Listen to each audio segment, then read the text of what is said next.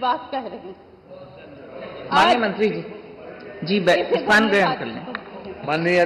माननीय अधिष्ठाता जी, मैं कह रहा था कि जिनके अपने महल शीशे के होते हैं वो दूसरों पर पत्थर नहीं फेंकते। माननीय समाजवादी पार्टी के बारे में मैं नहीं, केवल प्रदेश नहीं, पूरा देश जानता है कि इन्होंने सत्ता इसलिए खोई कि उन्होंने अपराधियों को संरक्षण किया।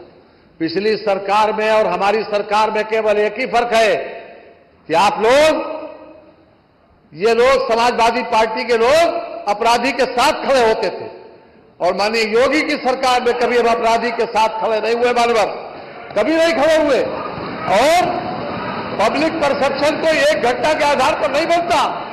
पब्लिक परसेप्शन बनता है लगातार चेन ऑफ इवेंट्स। जब मैंने बीच में नहीं बोलिए, बीच में नहीं, हमने सुना, हम जवाब देंगे।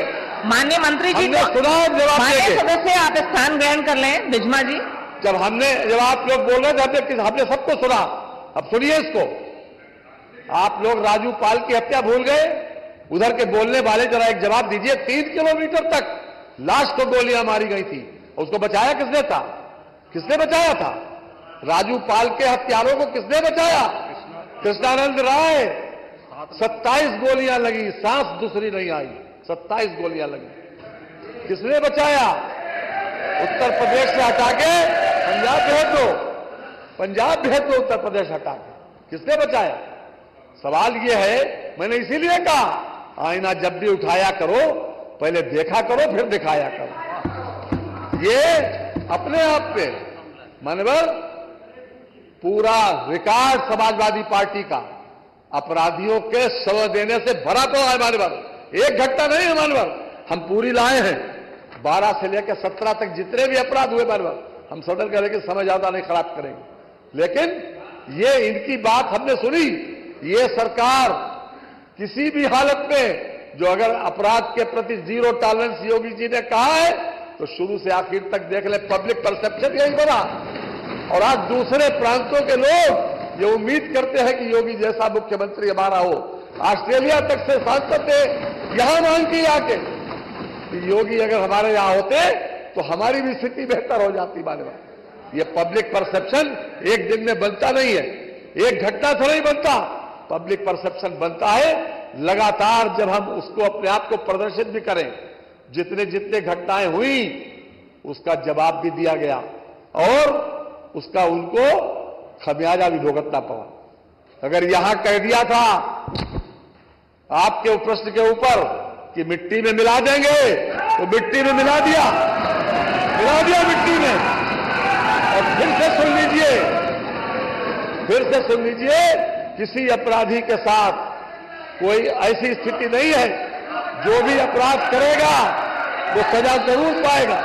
जो भी हुसोएवर ही में भी जो भी अपराध करेगा उसको उसी के अनुपात में उसको सजा मिलेगी। आपने बलिया की घटना उठाई, कार्रवाई भी पढ़ लेते, कार्रवाई भी देख लेते। ये करवाया किसने? हमारे लोगों ने करवाया। हमारे आईपीएस अफसर ने पकड़ा, कोई बाहर के लोग नहीं पकड़ने गए। हमारे आईपीएस ने उसको पकड़ा। ये जाल किसने बुना? अगर शिकायत हुई तो उसको पकड़वाया भी हम ही ने। और क्या हाथरस की घटना में सस्पेंड और जेल नहीं गए? 11 लोग जेल जा चुके हैं। अभी तक 32 लोग आइडेंटिफाई हुए, 6 लोगों को सस्पेंड किया गया। और वो क्या समझते आप बचेंगे? और वो कोई ऑर्गेनाइज क्राइम नहीं था, वो एक हादसा था, एक ऐसा हादसा जो भगवान करे कभी ऐसी स्थिति न आए। लेकिन उसको अगर कायदे से, लेकिन जो भी उसके लिए भी दोषी होगा उसको भी सजा जरूर मिलेगी, जरूर मिलेगी, जरूर मिलेगी। ये आपके माध्यम से मैं आप पूरे सदन से और पूरे प्रदेश से माननीय कहना चाहते हैं। आपने बलिया की घटना बताई, आपने चंदौली की घटना बताई, आप देखिए कार्रवाई भी देख लेते। कम से कम ये तो बताइए कि हम किसके साथ खड़े हैं? हम अपराधियों के साथ खड़े हैं, अपराधियों को बचाने में खड़े हैं, या फिर हम उनको सजा दिलाने में खड़े हैं? ये मंशा जरूर क्लियर होना चाहिए, ये स्थिति साफ क्लियर होना चाहिए। और प्रदेश के गांव के किसी छोटे से छोटे मंगरे और बुद्धा नोखे ननकू से पूछ लो कि आज योगी की सरकार में कैसा व्यतीत कर रहे हैं। एक आम आदमी कैसा महसूस करता है, एक कॉमन मैन क्या महसूस करता है? कॉमन मैन ये महसूस करता है कि सबसे ज्यादा सुरक्षित स्तर सरकार में है। वर्षों से जो परंपराएं चली आ रही हैं, वो कुछ ऐसी परंपराएं हैं जो आप लोगों ने जिस समाज को बिगाड़ने में सबसे ज्यादा मदद की, वो अभी भी अपना कहीं न कहीं प्रभाव छोड़ती है, वो मानसिकता कहीं न कहीं छोड़ती है, और उसी का हम लोग भी वो भुगतते हैं, सुनना पड़ता है। लेकिन कभी भी ये समझ लीजिए कि अगर हमने जीरो टॉलरेंस की बात कही है तो अपराधी के प्रति जीरो टॉलरेंस ही है, और हर तरह से उनको सजा दिलाने में कोई कोर कसर नहीं छोड़ी जाएगी। बात जब सजा की बात सुन लीजिए, जो हमारा अभी आपने लॉ एंड ऑर्डर की बात कही, लॉ एंड ऑर्डर किसी तरीके से तो आप नापेंगे।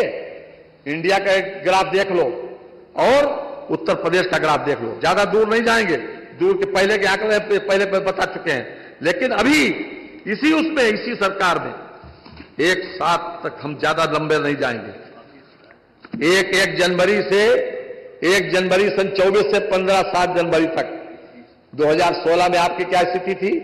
16 में डकैती की 133 घटनाएं, 2023 में 27 तथा 2024 में 18 घटनाएं। ये 2024 में 86.47% की कमी है डकैती में 2016 के मुकाबले में। लूट की घटनाओं में 78.17% की कमी है।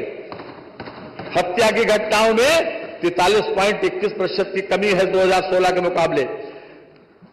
बलवे में 67.42 की कमी है। गृह भेदन में 4.31 की कमी है। इसी तरह से फिरौती के लिए अपहरण में 70% की कमी है। दहेज हत्या में 1360 17.43% की कमी है, और बलात्कार में 1838 घटनाएं इसी पीरियड में 16 में आपकी घटी, और 1373 घटनाएं हमारी सरकार में घटी मानव। इसमें 25.30% की कमी है मानव। और जहां तक इंडिया का ग्राफ भी देख लो, इंडिया का भी ग्राफ हम लेके आए कि इंडिया में हमारा क्या नंबर है। जो NCR national crime record bureau, yes, हमारा 2022 में हमारा 171.6 था। 1 लाख के ऊपर हमारे जो आईपीसी के अपराध है, और इंडिया का 258.1। और हमसे चाहे तमिलनाडु हो, चाहे तेलंगाना हो, चाहे केरल हो, हम 20वें स्थान पर है। हमसे 19 अपराध में ज्यादा है। तो केरल की क्या स्थिति? केरल छोटा राज्य है और 661, 1 लाख के ऊपर 661, और हमारा उत्तर प्रदेश में है 171.6। तेलंगाना का है 400, तेलंगाना जरा सा राज्य, और उनका है 400 और हमारा 171.6। तमिलनाडु 297.5। ये स्थिति है आज की तारीख में। और इंडिया का भी 200, जैसा मैं बता चुका हूं, 258.1 और 171.6। ये इंडिया के रिकॉर्ड के हिसाब से जब से योगी जी की सरकार है, आंकड़ों में भी कमी है और सजा में तो रिकॉर्ड कायम हुआ है। इतना बड़ा आज अभी भी माननीय मुख्यमंत्री जी ने, अभी हम सदन का समय खराब नहीं करना चाहते, उसने पूरी तरीके से कन्विक्शन के बारे में बताया था, कितने कितने लोगों को किस किस मामले में कितनी सजा हुई। ये उसको दोहराना नहीं चाहते, अभी हाउस में बताया गया। इसलिए मैं विशेष रूप से कहना चाहता हूं कि किसी भी तरह से जितनी भी बातें आपने यहां पर कही हैं, अगर आप स्वयं इस बात का आकलन कर लेते कि इसमें अगर अपराध तो हुआ, लेकिन सरकार ने किया क्या? सरकार ने कार्रवाई की, अपराधियों के साथ खड़े हो गए। किसी मामले में भी आपको नहीं मिलेगा कि अपराधियों के साथ खड़े हो गए। सरकार ने कार्रवाई की हर स्तर पर, और आगे भी कहीं पर भी कोई चूक नहीं होगी। अभी आप बात कर रहे थे प्रभु नारायण जी चंदौली की, सुन लीजिए चंदौली की। गो तस्करी के अंतर्गत वर्ष 2023 में 187 अभियोग पंजीकृत हुए, 379 अभियुक्त गिरफ्तार हुए, 2600 पशु व 153 वाहन बरामद किया गया तथा 242 अभियुक्तों के विरुद्ध गैंगस्टर धारा 14(1) गैंगस्टर एक्ट के तहत 8 अभियुक्तों के लिए 29,21,000 रुपए की अवैध संपत्ति को फोरफिट किया गया। 12 को गुंडा एक्ट में, 17 को हिस्ट्री शीट खोली गई। शराब तस्करी के अंतर्गत 2023 में 284 अभियोग पंजीकृत हुए, 333 अभियुक्त गिरफ्तार हुए, 4160 लीटर शराब व 64 वाहन बरामद किए गए। 34 अभियुक्तों के विरुद्ध गैंगस्टर धारा 14(1) के गैंगस्टर एक्ट के तहत 6 अभियुक्तों के 4,82,559 रुपए की अवैध संपत्ति को जब्तीकरण किया गया। 7 को गुंडा एक्ट, 2 की हिस्ट्री शीट खोलने की कार्रवाई की गई। मादक पदार्थ 2023 में 76 अभियोग पंजीकृत हुए, 123 अभियुक्तों को गिरफ्तार किया गया तथा गांजा 675 किलोग्राम, हीरोइन 1296 किलोग्राम बरामद किया गया, जिसमें 2 गुंडा 29 अभियुक्तों के विरुद्ध गैंगस्टर की कार्रवाई की गई। गो तस्करी के अंतर्गत 2024 में कुल 63 अभियोग पंजीकृत हुए, 107 अभियुक्त गिरफ्तार हुए, 859 पशु व 55 वाहन बरामद किए गए तथा 141 अभियुक्तों के विरुद्ध गैंगस्टर तथा 14 एक गैंगस्टर एक्ट के अंतर्गत 2 अभियुक्तों के लिए 8,45,000 रुपए की अवैध संपत्ति जब्तीकरण की गई। 14 को गुंडा एक्ट, 1 को हिस्ट्री शीट खोली गई। शराब तस्करी में 24 में 163 अभियुक्त पंजीकृत हुए, 194 अभियुक्त गिरफ्तार हुए, 17,532 लीटर शराब बरामद हुई, 12 वाहन बरामद किए गए।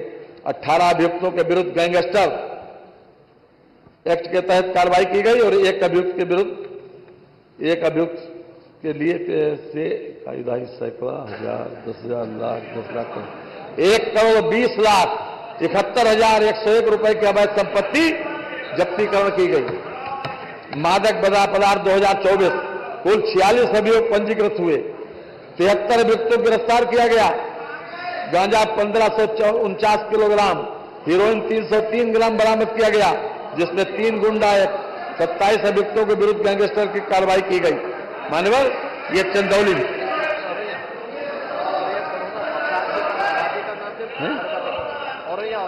हाँ, ये शांति आप रखें। में जो जितनी कार्रवाई की गई है मान्यवर,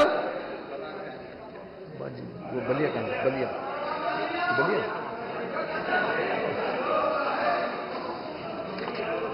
अभी औरैया की बात आई।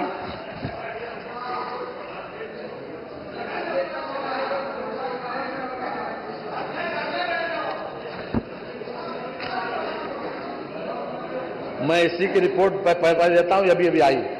अभियुक्तगण बल्ले उर्फ विवेक उर्फ दिनेश कुमार, ऋतिक उर्फ कृतिका उर्फ पुत्र डेनी उर्फ लता उर्फ सत्येंद्र यादव एक काले रंग की पल्सर मोटरसाइकिल पर आए, जिन्होंने पुलिस पार्टी पर जान से मारने की नीयत से फायरिंग कर दी, जिसमें मौके पर मौजूद पुलिसकर्मी बाल बाल बच गए और उक्त अभियुक्तों को आत्मसमर्पण करने हेतु कहा, परंतु नहीं माने और मजबूरी पुलिस ने आत्मरक्षा और बचाव में फायरिंग की, जिसमें दोनों अभियुक्तों के पैर में गोली लगी तथा दोनों पुलिस हिरासत में लिया गया।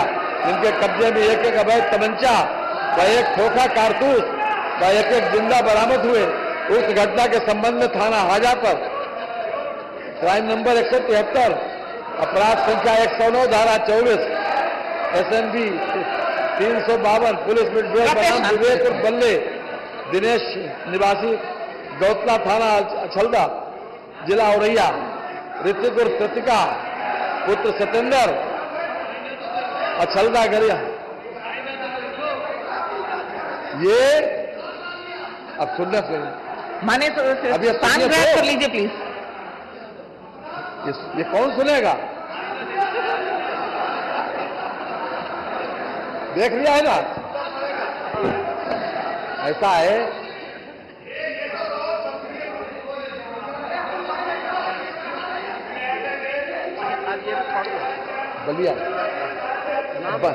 बलिया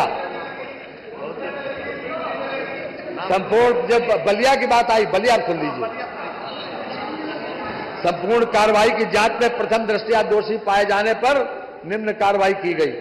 थाना अध्यक्ष नरही, SI पन्नेलाल, चौकी प्रभारी कोरंडा जी, SI राजेश कुमार प्रभाकर सहित कुल 7 पुलिसकर्मी एवं 16 दलालों व 1 अन्य व्यक्ति के विरुद्ध थाना नरही बलिया में क्राइम नंबर 211/24, धारा 111, 309, 310, 61, 318 BNS ये नई दफा आई।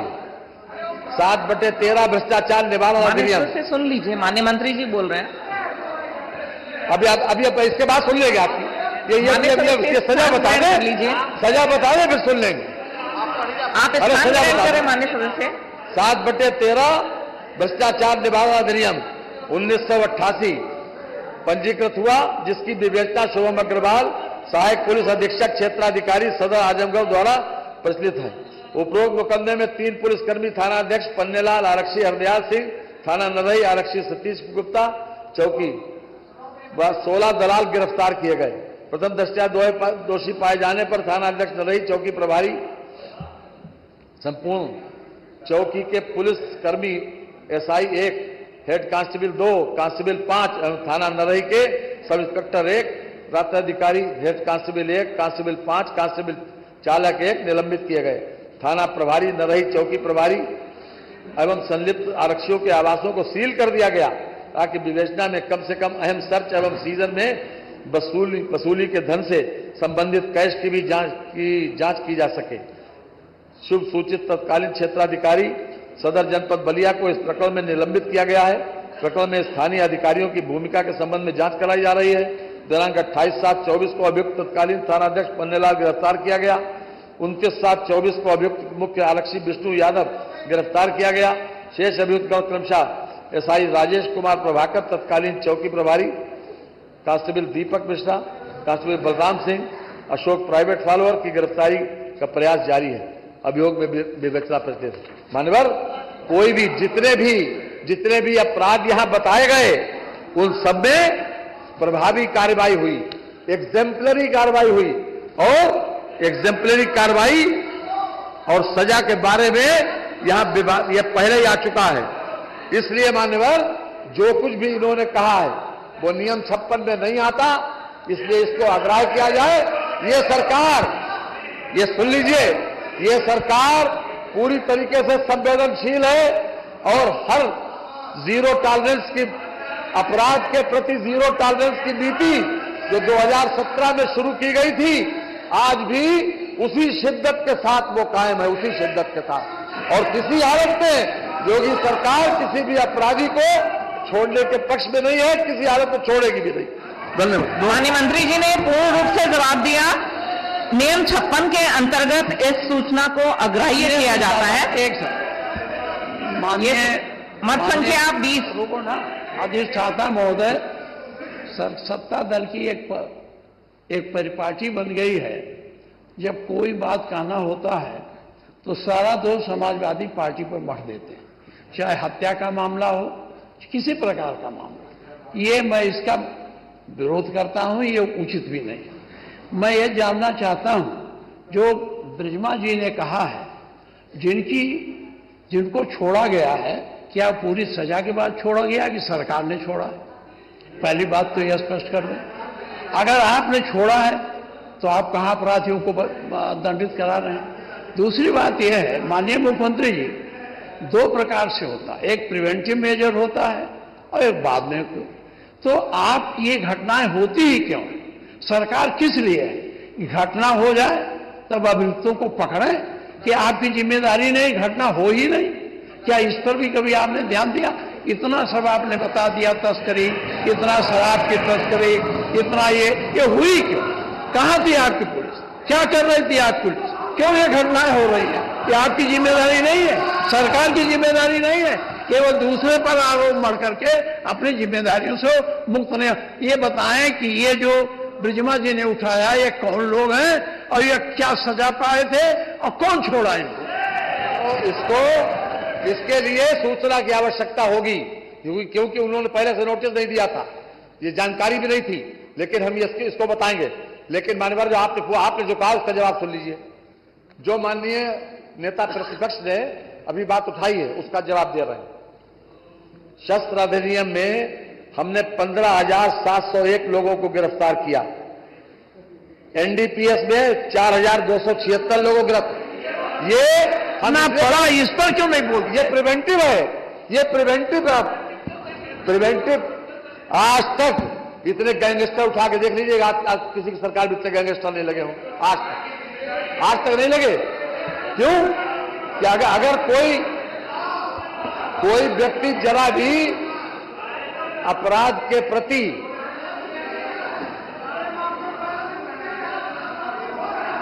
आपकी आवाज नहीं आ रही।